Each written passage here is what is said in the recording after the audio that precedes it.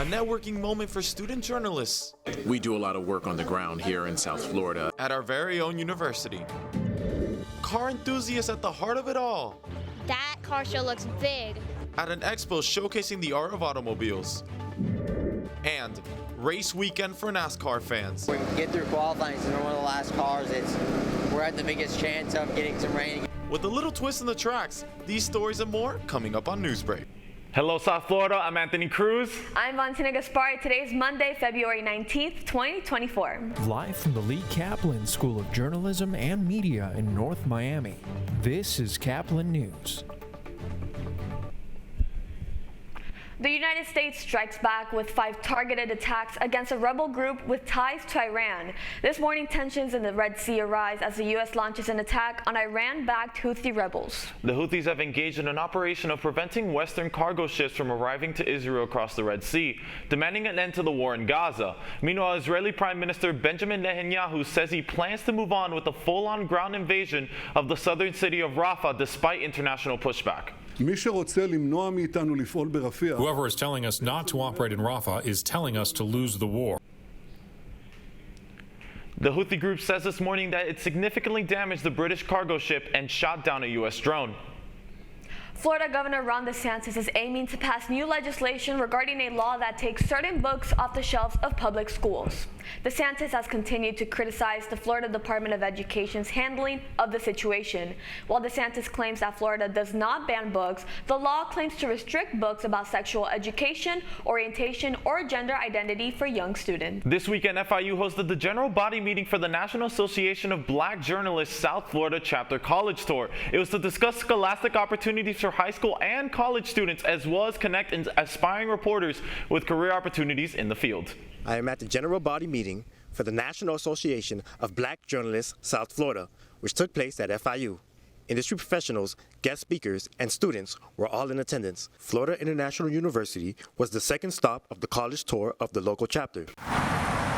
Calvin Hughes serves as the chapter's president. So we are trying to do what's called a college tour. So we're hitting different colleges, having our monthly meetings on each college campus. The meetings are held every third Saturdays of the month. Student involvement among high schools, local colleges, and universities are highly encouraged. We do a lot of work on the ground here in South Florida that is just specific to, where we live and the people that, live around us.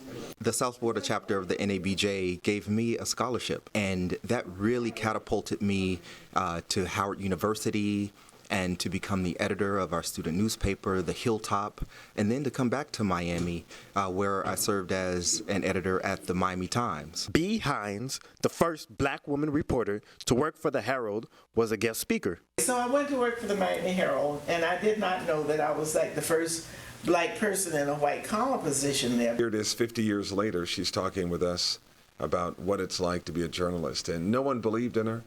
She believed in herself. You've got to know that you're somebody, because some people will put you down all the time. I'm Stan Bobrin, Caplin News. Showing up and then showing off some of the flashiest cars in South Florida. If you missed it on Saturday, don't worry. Kaplin's Dylan Pizzay has your ticket to the 2024 Miami Concourse. Hello everybody and welcome back to the Design District of Miami. I'm here for the 7th annual Miami Concourse. I think I know that guy. Here we're going to see all sorts of cool cars and cool hot rods, both post-war and modern. I'm going to go around and see just what exactly is going on here. I first spoke to Pablo Perez, founder of Squadra Lupo. In Squadra Lupo, we do preservation. It's not restoration. We leave the patina. If we have a scratch, we leave it like that. My whole life, I've been with race cars, so it's nothing new. Transport, my passion to all these babies and also my team.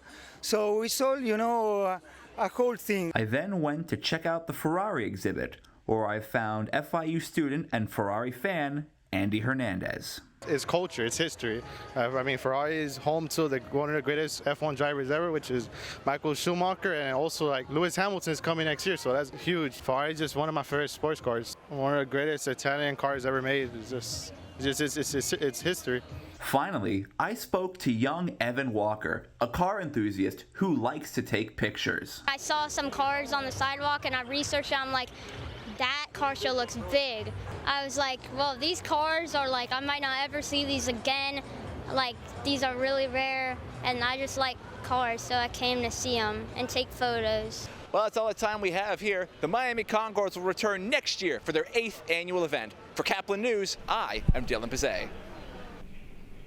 The Heat's Bam Adebayo ended up being a starter in the highest scoring All-Star game in NBA history. That's still ahead, and so is the story. You don't realize how important it is till you win here. A delay at Daytona as rain ends up being the only thing that can slow down NASCAR's fastest drivers. Newsbreak will be back in 2 minutes.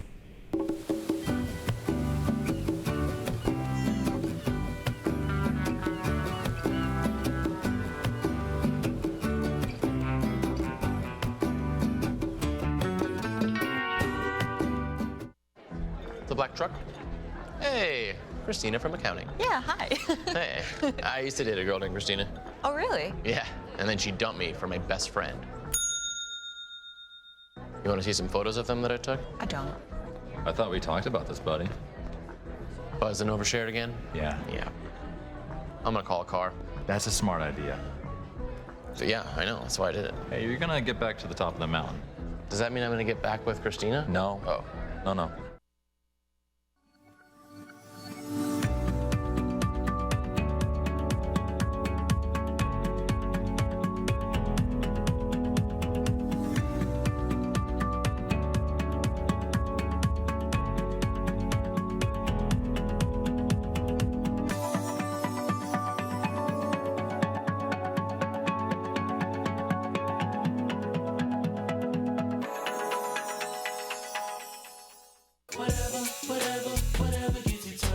There are a lot of ways to reach out to a friend about their mental health.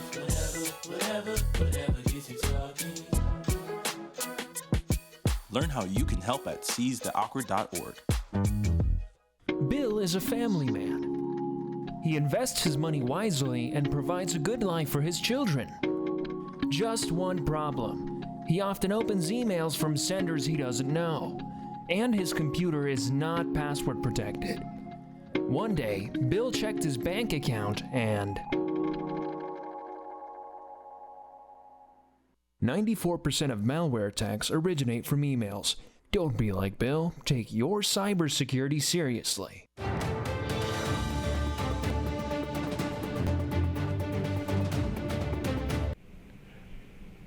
Rain delay in South Florida. Who would have expected that? The Daytona 500 was supposed to be yesterday, but like all plans all over Florida yesterday, it was put on hold. But as Kaplan's Kenneth Bueno reports, that did not mean for a washout for the entire race weekend. The schedule for Saturday and Sunday was supposed to signify the start of the 2024 NASCAR season, but both the Xfinity Series opener and the running of the 66th annual Daytona 500 are postponed due to the threat of rain. Precipitation was the real winner over the weekend as weather held back most track activity on Saturday. But it didn't stop a small window of dryness to let the Xfinity Series run qualifying laps. An important race in itself against each other and the forecast. Yeah, I mean, I think I feel good. I feel like we brought a good car here. We just got to make sure we get through qualifying. Since we're one of the last cars, we're at the biggest chance of getting some rain and getting canceled, not getting to even do a lap. The qualifying session happened after Friday's intense NASCAR Craftsman Truck Series opener, one of 2 races completed in the dry. As 2023 winner Zane Smith made the move up to the Cup Series, it left the door wide open for Miami native and Cuban-American driver Nick Sanchez to pull away after a caution-filled race to get his first career win. Yeah, it's definitely cool. You know, even though it's not in my hometown, it definitely hits home, right? You know, I've come to Daytona many times. You know, it's in Florida.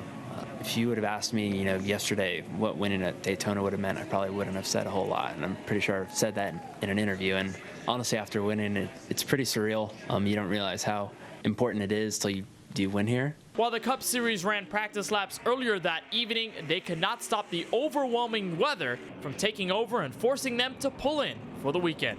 While the rain washed out any hope of running the 66th Great American Race on schedule, a historic doubleheader will take place today, starting with the United Rentals 300 at 11 a.m., followed by the Daytona 500 ready to take the green at 4 p.m. Reporting from the Daytona International Speedway, Kenneth Bueno, Kaplan News. This morning is all smiles for the FIU women's basketball team as they made light work of Louisiana Tech this Saturday. Owls baseline on Saturday for the anticipated rematch. There was a tense atmosphere inside of the Ocean Bay Convocation Center today as the red-hot FIU women's basketball team hosted La Tech in a rematch. Now, these teams had previously faced each other earlier this month in what ended up being an improbable comeback for FIU on the road. However, now knowing the threat that this La Tech team imposed, FIU knew it would take a well-rounded effort to put them away. The Panthers' injuries in the front court did not shy them away from controlling the paint. Courtney Precker led the way in the post while Maya Kone anchored the defense. What held FIU back early on, though, was the team's sloppiness with the ball, coughing up enough turnovers to keep La Tech in the game. The Panthers' offense would finally click in the third, though.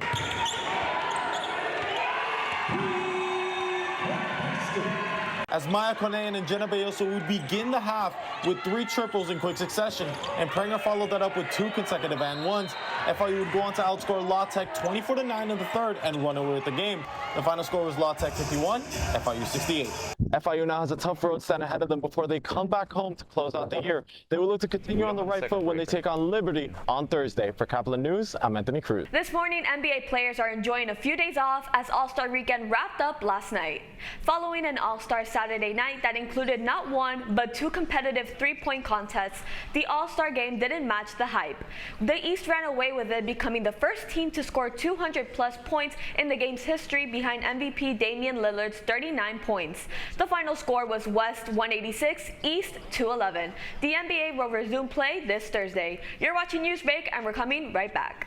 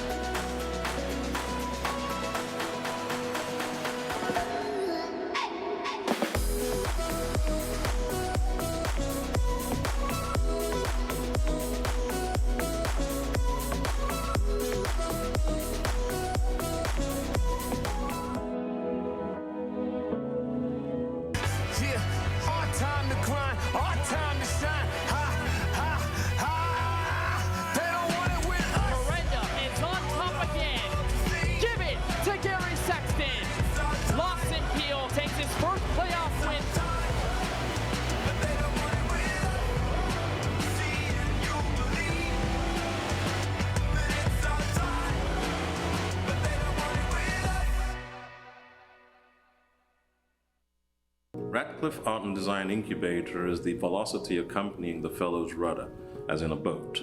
Unless there is movement or action, the planned direction is of little consequence. We encourage the creative ideas into action, and from the experience of doing, we critically assess the feedback, adjust, and set out to rediscover the potentialities of an entrepreneurial mindset.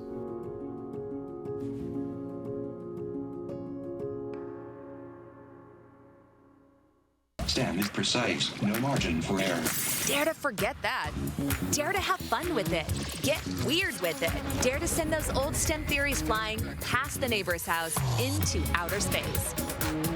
Dare to program something internet-breaking, record-breaking. Dare to blow their minds. Dare to learn the difference between sedimentary and metamorphic rock. Go find those rocks. Dare to keep daring. Dare to STEM. Check out She Can STEM to get started. That's all the time we have for Newsbreak. I'm Anthony Cruz. I'm Valentina Gaspari. Get more news anytime at caplinnews.fiu.edu.